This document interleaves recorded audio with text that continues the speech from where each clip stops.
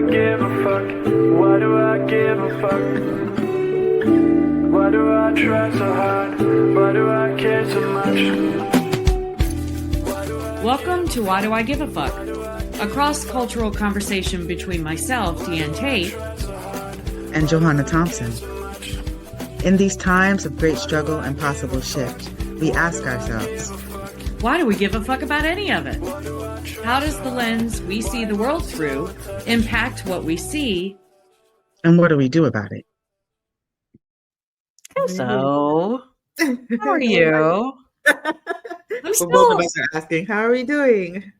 I'm still excited about this new platform because we get to listen to the intro as we're coming. So it kind of gets me jazzed and gets me.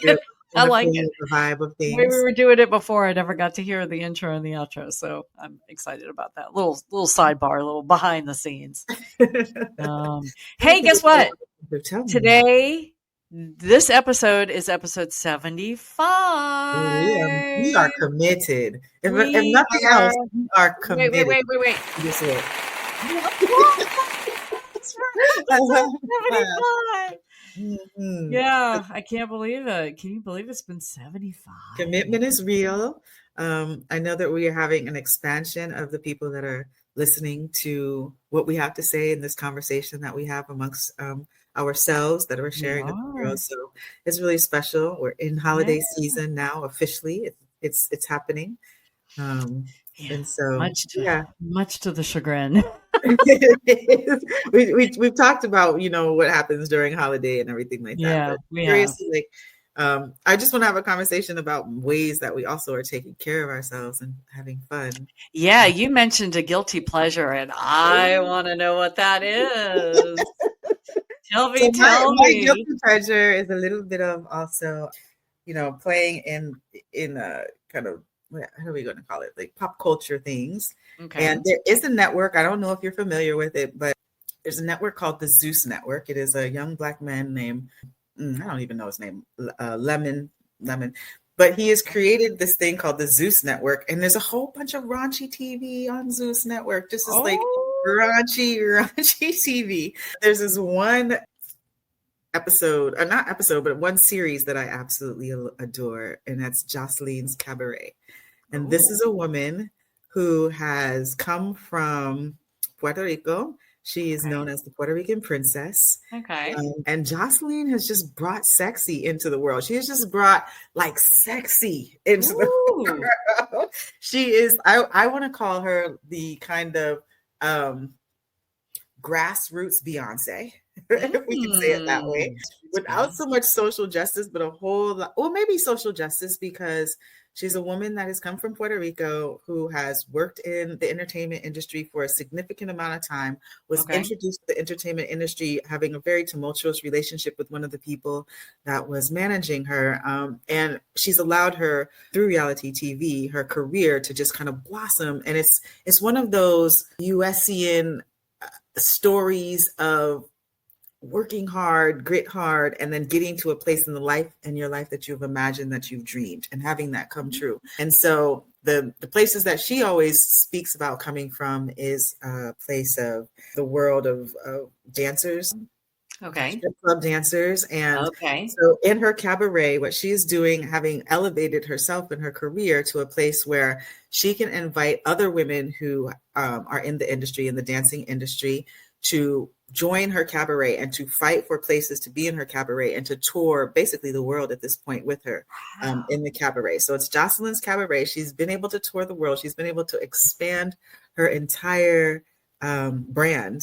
And she's a absolutely amazingly gorgeous woman. That's the other part. Wow. So is this how you spell her name, Jocelyn? Oh, no. No. Joseline, Joseline Cabaret. So Jocelyn Cabaret on Zeus Network. Yeah. And so my guilty pleasure one is watching it. And I came to watch it because my eldest young person said, Mom, you have to sit down and watch this. And I was like, I know Jocelyn from way back in the day, loving hip hop. And I was like, she's like, but you don't understand what Jocelyn has been doing with her life. One of the things that I just really appreciate is just like bigging up. Yeah, there it is. Jocelyn's Cabaret. They're just bigging up like that strong work ethic, and also bigging up being able to redefine and kind of transform people's belief and understanding about people's lives, right? Because there could be a narrative in the world about women who are dancing in the strip clubs and all of that kind of stuff, and not knowing the backstories or not being considered worthy of having a chance to try to expand and excel themselves. Last night was the episode of her finale for Jocelyn's Cabaret California. So I got to go and sit with Jocelyn as we watched her final episode and hear her. You're kidding? You were with her. Oh my gosh. So much fun. So first of all, she comes in the space, the Puerto Rican princess. She has this beautiful holiday silver, sexy outfit on, laid out, Coke bottle shape, amazingly beautiful face. And sat there and engaged with us. And it really was a gift for me. It really was like a guilty pleasure. And I appreciate it because I always love the underdog story and to see someone to be able, it's a gift to be able to see someone to exceed in the way that she has and really blow up her brand. She was Glamour Women of the Year. She's been asked to come all over the world to bring her cabaret. And she's doing it with women who might not have had another opportunity to have this platform. And so I was really happy. That was a gift for me. That was my take care of myself guilty pleasure for the holiday. How about you? Have you been able to do anything? Well, not so much. You know, my sister mentioned in a previous episode, my sister is dealing with some pretty serious health issues. So the past few days, ever since Thursday, ever since Thanksgiving, have been a bit of a blur for me. Just, you know, I'm pretty far away from where she is. She's down in North Carolina and I'm up in Connecticut. So, you know, waiting for those updates, right? Waiting for those text messages. What was the latest? She and her husband have been really good about audio recording when the doctors come in to talk to her, because we got into this habit when mom was dealing with all of her health issues, because it was way too much for the person who was in the room to be responsible for remembering all of the details and then passing it along to all the siblings and the people especially when you're having emotion, you know. Right. You just can't remember all that. So I have no idea if the doctors would be okay with it. Nobody asks, you know. So we just turn all that voice record and audio, because we know we're only using it for ourselves. And then once the recording is done, you text it out to, you know, on the thread of all the people that are trying to keep informed. And it just makes it so much easier for folks to listen to the doctors with their own ears. And then, you know, follow-up questions can happen. But so my sister and brother-in-law have been really good about doing that. And I got like 5. Yesterday was a really hard day for them. It was a really, really hard day. It started at 4:30 in the morning with the results of a CT scan that told her about a really significant blood clot in a really significant vein. And that was scary. And so all day yesterday, we didn't have a whole lot of updates. And then I got all of these audio recordings right before I went to bed. So I was up very early this morning at 5 a.m., couldn't sleep, and got up and started listening to the recordings. But then, so that's been occupying my mind a lot. And so guilty pleasures for me are right now, Brian and I are consuming The Expanse, which is a series, 6 seasons of a series on, I believe it's on Netflix. I get them all confused. And then we're also watching The Sandman, which is on Netflix. Did you watch that? No, when you said it, I was just like remembering stories. Yeah, it's all about the Sandman is the king of the dream world. And so it's a series. It's only 2 seasons. So we just started the 2nd season. So it's going to be done before you know it, but it's really deep and kind of out there. He and I are really into sci-fi and kind of otherworldly shows. And so this is very much that, but it's not aliens and, you know, and spaceships and things like that you typically would find with the otherworldly. It's more dreamland, you know, and anything can happen in dreamland, right? And so it's super, super deep. I highly recommend. I've just been devouring it because my brain, I'm very left brain, so I like things that make me think. I don't typically gravitate towards slapstick or stupid or silly. I mean, every once in a while, but it's got to be smart. It just really, it bothers me when it's not. So we had that. And then today I had I went to go because, I'm getting married on New Year's Eve, and you're going to be there. I'm so excited. Get to hug your neck for the second time in the world. So I had to go to the showroom to, first of all, let me just qualify this. First world problems. I know that. But I had to go to the showroom to kind of pick out all the linens and stuff that are going to go on the tables. And I have been struggling with a florist that I engaged to be the florist for the event. And it got to the point where I sent, I've been trying to give her grace. We still haven't gotten it locked in. We still haven't, I haven't given her a deposit, which I could definitely hear the irritation in her white woman voice on the other side of the phone. But it hasn't been because I haven't wanted to pay her. It's because they don't communicate. There's only two of them. They're overworked. They take more jobs than they can handle. They don't, in my assessment, don't have a true understanding of what their capacity is. And we're going to talk about white saviorism, and that could definitely be a part of it. Piece of that, yeah. And so I called her this morning. Her voicemail was full. Couldn't take any more messages, which annoys the hell out of me for businesses. So I sent her an email, and I just said, I know you just got back after the holiday. I'm emailing you once again. I really want to hear from you today. And if we don't have anything solidified, I'm going to have to go find another florist. I can't wait any longer. So she emails me another estimate, and it's not right based on the last email I sent her 2 weeks ago that she didn't bother to read because the estimate doesn't reflect the information that I shared with her in the last email. So I called her. She actually picked up the phone, and we ended up, doing that white woman thing. She was gaslighting me all over the place, telling me that I came to her with this grandiose plan of what this wedding was going to be like. And I keep whittling it down to where, bottom line, in her roundabout way of saying it, it wasn't expensive enough. The budget wasn't high enough for her to take up a New Year's Eve on, or something of that effect. So essentially I wasn't going to be paying her enough money.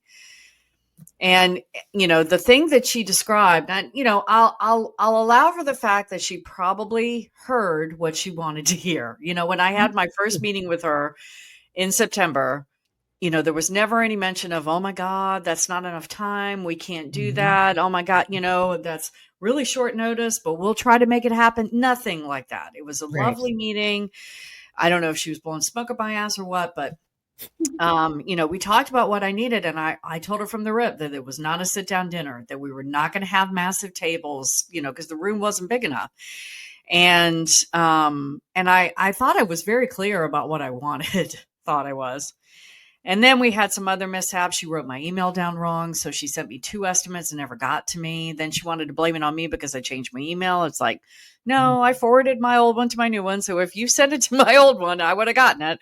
So there's just been these little moments of gaslighting all throughout the thing. And in the meantime, we have no deposit. We have no set, plan, and time is ticking, and, there's always another holiday she's trying to get through. I'll call you when that's done.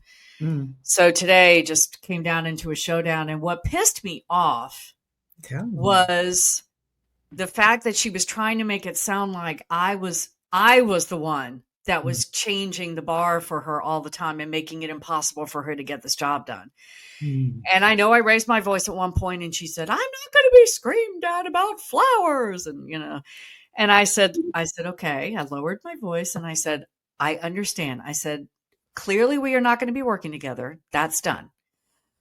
However, I would like to offer you some feedback for going forward, because I said, I will own anything that is mine, but I will not own mishaps and emails written down that you did, and you would confess to it. Once we finally went round and round, she's like, oh, I wrote it down wrong. I'm like, okay, that's not on me.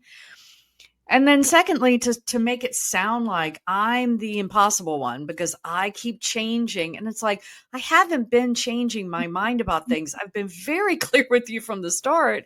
She didn't hear what I said, obviously. And, or made it out to be what it was, that it would, how it fit in her mind about what I was asking for. and then just wouldn't take any constructive feedback, wouldn't own anything. And I was like, you're not going to claim any responsibility for any of this. And she said, no, I mean, she was screaming at me by now. So we get to the end and she, hangs up the phone on me. And so I wrote her a very nice review. And that was actually so professional and listened so clearly. Oh yeah, I have to say, because we're talking about white women and we're talking about white saviorism, I wrote the review, heart was pounding, and then I sat and I looked at it and I was like, am I being untoward? Am I, is this a wrong thing to do? And so I did stop and take a beat and ask myself if I really wanted to do it. And I said, yeah, I really want to do this. Send.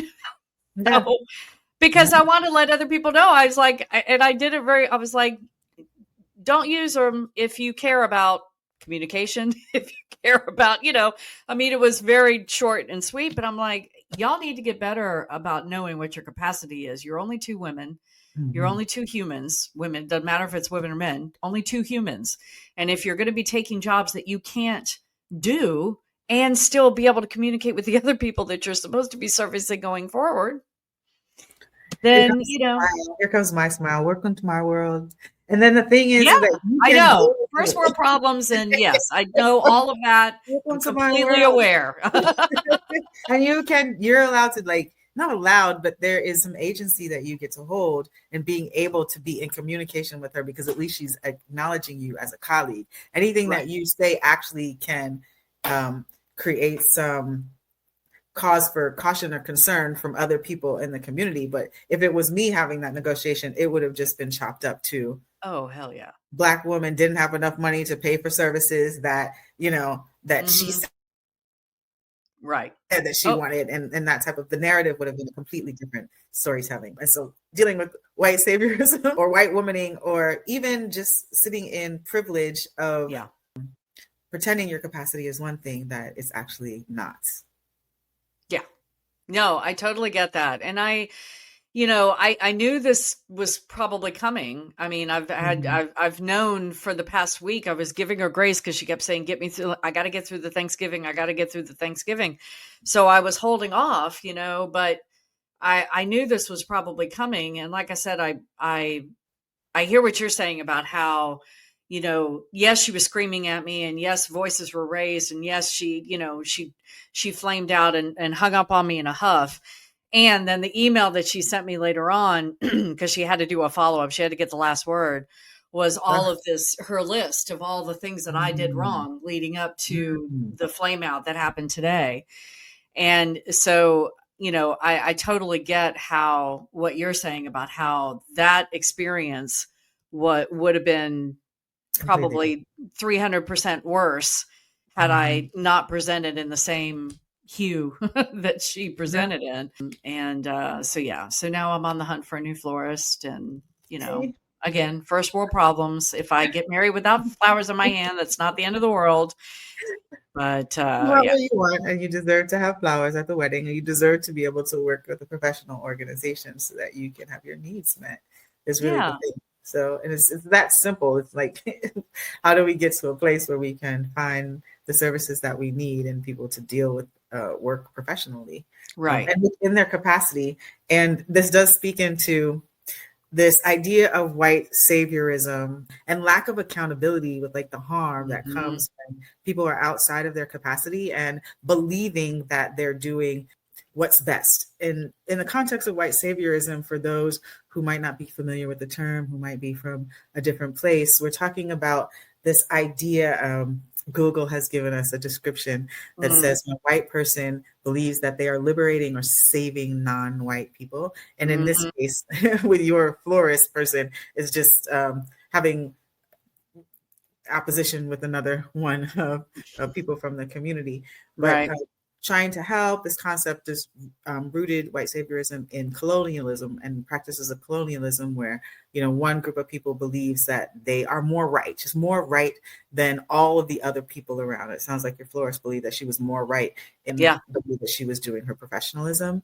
And what harm that brings. So you kind of communicated the harm, one of the frustration, one of not being, of the frustration that you experienced, another thing, not being able to get your contract with the flowers from that person and having to now seek another person as time, you know, gets closer to a wedding that is on a very busy day. So, it's going to cause, like, you know, issues in moving forward. And we think about that in the context of like non-white people being able to address and engage white saviorism, especially when a lot of people don't recognize that it's something that they're doing, and that there's such a great impact. One of the experiences that I've had as of recent, a lovely human being with the purest of hearts, someone that I have the utmost respect for, I'm experiencing white saviorism. I don't think that the person would acknowledge it as that, because most of the time people aren't aware of it. But being in a position to be like super resourced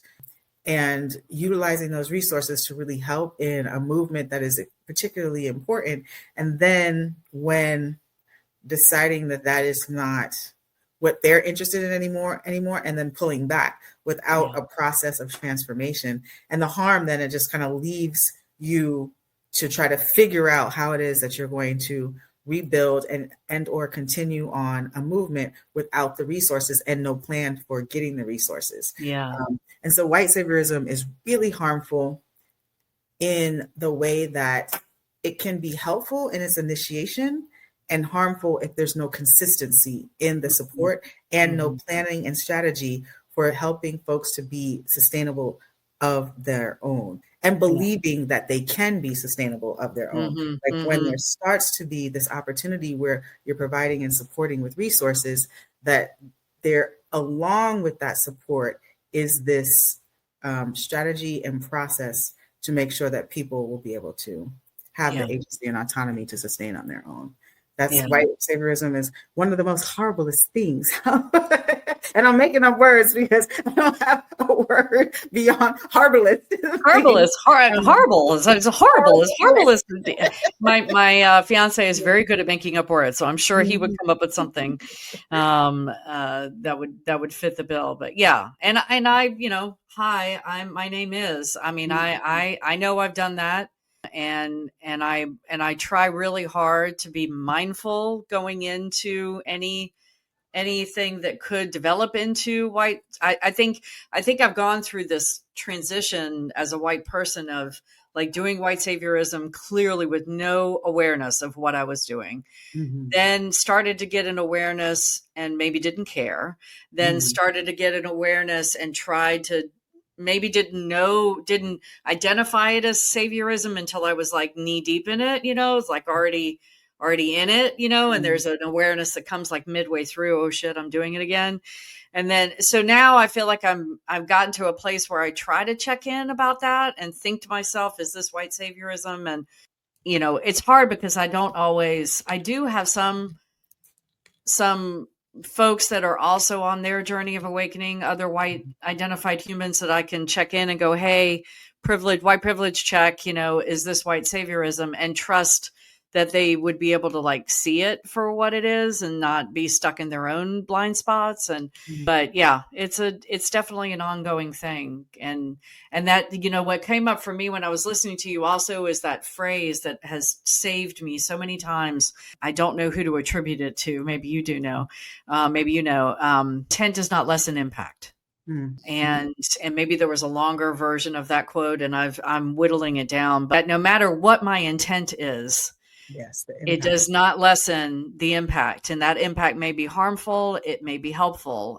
My intent. So for those of you listening, especially if you identify as white and you're like, I wonder what that means.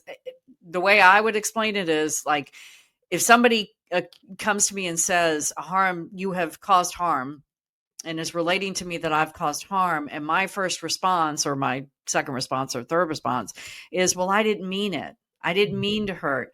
That's where I didn't mean it means intent. So that's where my intent doesn't matter. It doesn't matter if I didn't mean to hurt somebody. It doesn't matter that this person that you were working with didn't mean, his intentions were good. Mm-hmm. And yet, the end result is still the same. Yeah. The impact is still real. And it's to be in consideration, because I'm not at all trying to discourage people from supporting and sharing their resources with those that need. But the intention with which you're sharing those resources, if it's rooted in a place where I am sharing my resources with you because I think I know what's best for you, and I think that I should be telling you how to operate and move, and I'm going to show you that without me, you cannot function.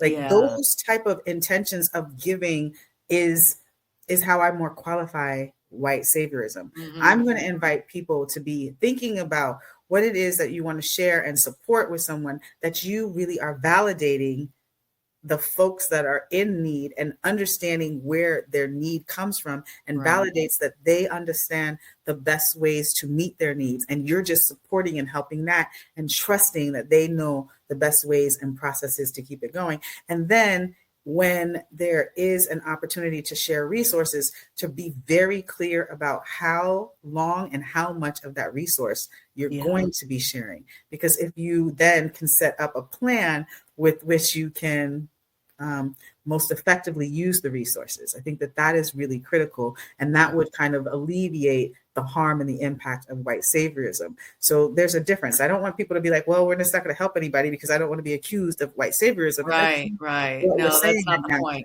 Especially with Giving Tuesday. Just happening.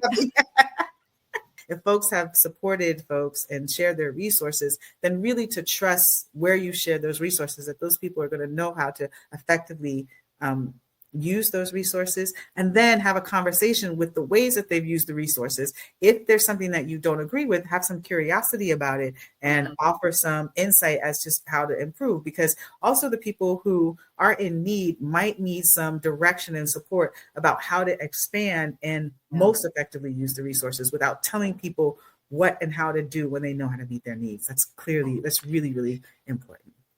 I want to ask you a question. Do you feel like, I'm going to do this question kind of backwards. What was just going through my head was, if as a white person, I'm ready to give to somebody, and then I want to know how they're going to use the money, and I want to critique how they're going to organize it, and I want to do all of these things. You were just talking about coming with curiosity.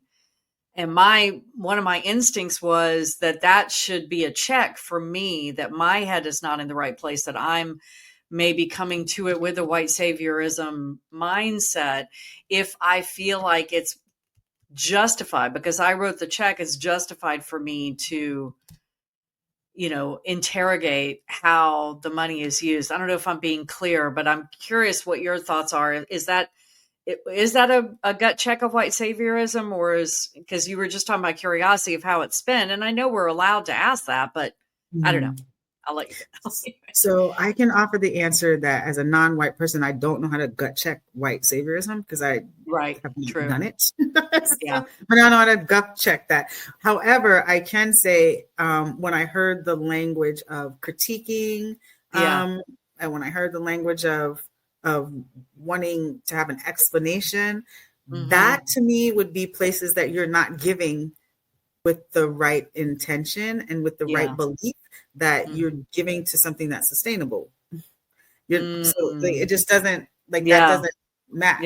And so I would offer that would not be the place. And that doesn't mean that the people don't need the resources, but just kind of check in with what is the best trust-based philanthropy that you can do with those people that you want to support and share.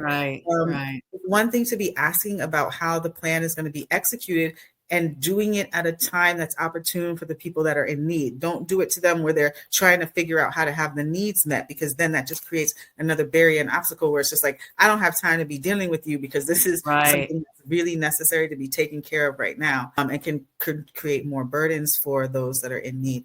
So being in that type of consideration, and also your relationships with people that you trust. There's always going to be someone who knows someone that has a need, so that you can kind of get past this kind of scrutiny of where your resources are going to be given and how they're going to be used. Yeah.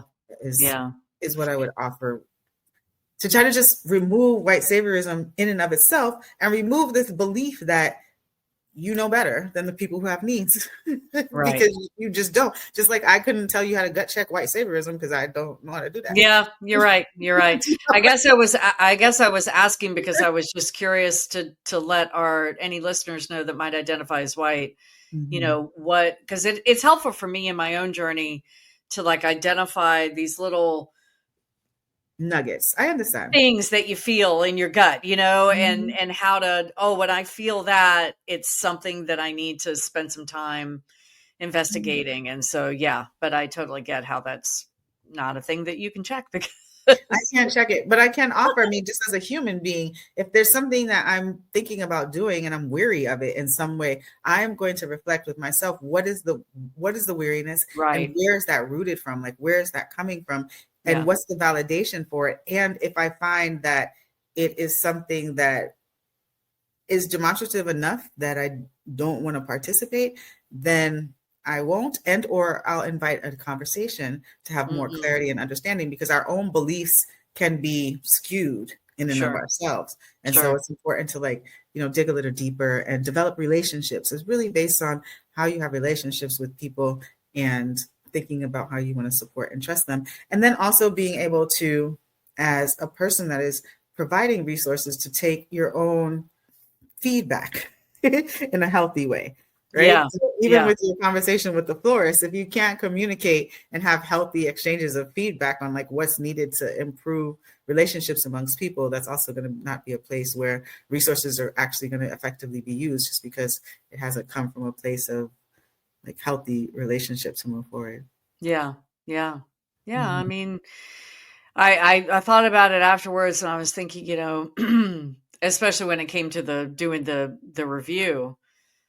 Am I just buying in? Because capitalism and dismantling capitalism is kind of big in my head right now. And so I was thinking about perfectionism, and was I expecting perfectionism? And, these are the questions that I ask myself when I go through something like this, something like, I know that some out there would go, "Ooh, white on white crime,"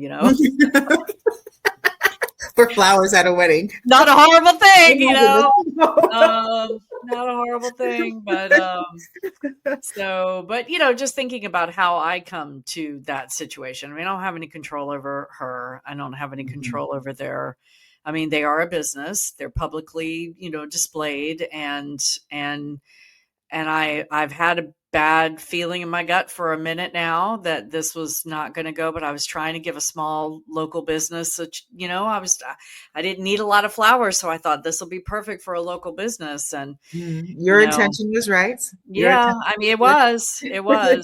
It was. So, and now I may have harmed myself for not having any flowers on my wedding, but you will have flowers. I will. If I just go to the Stop and Shop and buy a little, bouquet and hold that, it's not the end of the world. So that's one of the benefits of getting married in an art gallery. The art is the flowers. So, but. And being around people who really support and love you and want you to be I'm happy. So excited to see you and have all of these different amazing humans that are in Brian and Mai's life come together in the same space and get to meet each other. And, everybody's heard stories about each other. Everybody's excited to meet you. Everybody. They're all like, when I told them Jay was coming, they're like, woo-hoo! They don't care if I'm there. They just want to see you. We build the families that we want to have. So that's one of the beautiful things about this holiday. You're one of my cool friends. So they're very excited to meet you in person. Excited for that too. I am. Well, do you have any, I was looking at, because I'm always looking for books, with super important topics like this that I need to do a deeper dive in. And I did a little bit of a search and I came up with something, but it's kind of a very academic. We can talk about that in a second, but I was curious if you had any books or any things that come to mind for you. I just looked away so that I could use my beautiful eyes to be able to see. And I say that because they're just getting more mature and can't see anything. But my mother sent me a book called "Do the Work."